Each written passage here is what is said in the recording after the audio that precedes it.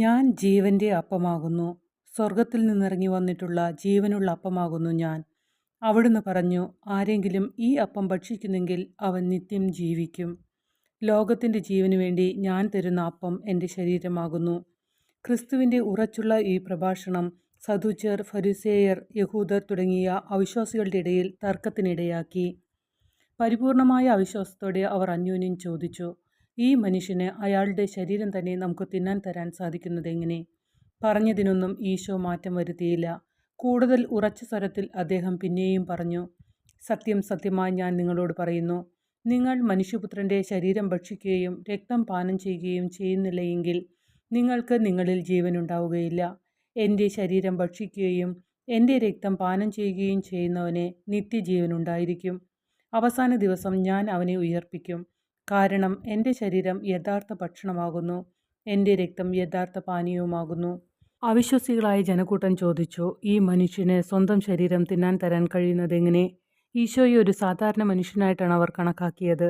അവിടുന്ന് പറഞ്ഞത് ഒരു മനുഷ്യനും ചെയ്യാനാവില്ല. പക്ഷേ ഈശോ ഒരു സാധാരണ മനുഷ്യനല്ല, മനുഷ്യപുത്രൻ എന്നാണ് തന്നെപ്പറ്റി അവിടുന്ന് പ്രസ്താവിച്ചിട്ടുള്ളത്. എന്നുവെച്ചാൽ ദൈവം അയച്ച അവിടുത്തെ പുത്രൻ എന്നാണ് അവിടുന്ന് അതുകൊണ്ട് അർത്ഥമാക്കിയത്. തൻ്റെ കേൾവിക്കാർക്ക് ഇതിനെപ്പറ്റി ബോധമുണ്ടായിരുന്നു.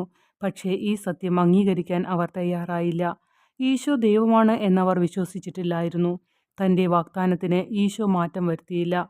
ജനങ്ങൾ തന്നെ തെറ്റിദ്ധരിക്കുമ്പോൾ പറഞ്ഞ കാര്യം കൂടുതൽ വിശദീകരിച്ചു കൊടുക്കുക അവിടുത്തെ പതിവായിരുന്നു. പക്ഷേ തന്നെ മനസ്സിലാക്കിയിട്ടും വിശ്വസിക്കാതിരുന്നവരോട് പറഞ്ഞതു തന്നെ പറയലാണ് അവിടുത്തെ പതിവ്. അങ്ങനെയാണ് ഈശോ ഇവിടെ ചെയ്തത്. ആ സത്യം അവിടുന്ന് പിന്നെയും പിന്നെയും ഒട്ടും മാറ്റം കൂടാതെ ആവർത്തിച്ചു. തൻ്റെ ശരീരം അവരുടെ ആത്മാവിനുള്ള യഥാർത്ഥ ഭക്ഷണമായിട്ട് അവിടുന്ന് അവർക്ക് കൊടുക്കുവാൻ പോകുകയാണ്. ഈശോ ഇവിടെ വിശുദ്ധ കുർബാനയുടെ തത്വം അവതരിപ്പിക്കുകയാണ്. ഈ പഠിപ്പിക്കൽ ഈശോയ്ക്ക് വേദനയുളവാക്കി. കാരണം തൻ്റെ ശിഷ്യന്മാരിൽ പലരും തന്നെ വിട്ടുപോകുകയും ശത്രുക്കൾ കൂടുതൽ ശക്തരാകുകയും ചെയ്തിരുന്ന സന്ദർഭമാണത്. പിന്നീട് താൻ അപ്പസ്തോലന്മാരുടെ അടുക്കൽ തനിച്ചായിരുന്ന സന്ദർഭത്തിൽ ദുഃഖത്തോടെ ഈശോ അവരോട് ചോദിച്ചു, നിങ്ങളും പോകുവാൻ ആഗ്രഹിക്കുകയാണോ? ഈ ചോദ്യത്തിന് പത്രോസ് ഹൃദയം കവിഞ്ഞ വിശ്വാസത്തോടെ മറുപടി പറഞ്ഞു, കർത്താവെ, ഞങ്ങൾ ആരുടെ അടുക്കിലേക്ക് പോകും? നിത്യജീവന്റെ വാക്കുകൾ അങ്ങയുടെ പക്കലാണുള്ളത്. അങ്ങനെ പത്രോസിൻ്റെ ഈ പ്രഖ്യാപനമാണ് കത്തോലിക്കർ എന്നും പ്രഖ്യാപിച്ചിട്ടുള്ളത്. അങ്ങ് എങ്ങനെയാണിത് ചെയ്യാൻ പോകുന്നത് എന്ന് ഞങ്ങൾക്ക് മനസ്സിലാകുന്നില്ല. പക്ഷേ അങ്ങയുടെ ശരീരം ഞങ്ങളുടെ ഭക്ഷണമായി തരാൻ പോകുകയാണ് എന്ന് അങ്ങ് പറഞ്ഞതു ഞങ്ങൾ മനസ്സിലാക്കുന്നു. ഞങ്ങൾക്ക് അങ്ങയുടെ വാക്കുമതി. ദൈവത്തിന് കളവ് പറയാനാവില്ല, അവിടുന്ന് ദൈവമാകുന്നു.